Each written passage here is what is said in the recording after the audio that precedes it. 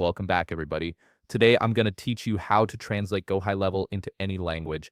This is incredibly useful if you're working with international clients or team members who prefer to use the platform in their native language, making navigation and workflow much more accessible for everyone involved. First, open your web browser and navigate to your GoHighLevel login page. Enter your credentials and click Login to access your account. Here's an important note. If you're currently using a sub-account, you'll need to switch to your agency account. This is crucial because the translation settings we'll be configuring are only accessible at the agency level, not within individual sub-accounts. Once you're logged into your agency account, look at the left-hand navigation menu. Scroll down to the bottom where you'll find Settings and click on it. This is your control center for customizing how your GoHighLevel platform operates and appears. Within the agency settings menu, click on Company. This will open a new page with several options along the top. Look for and click on White Label. Now scroll down through this page until you locate a field labeled Custom JS. This stands for Custom JavaScript, and it's where we'll be adding the translation functionality to your platform.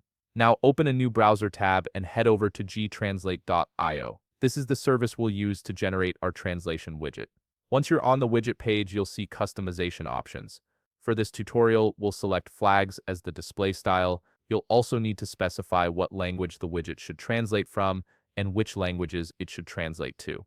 Click on the language field to add more options beyond the 3 default languages that usually appear. After selecting your languages, scroll down to adjust the flag size. You can set this in pixels to match your platform's design. You'll also find style options here to ensure the widget fits seamlessly with your branding.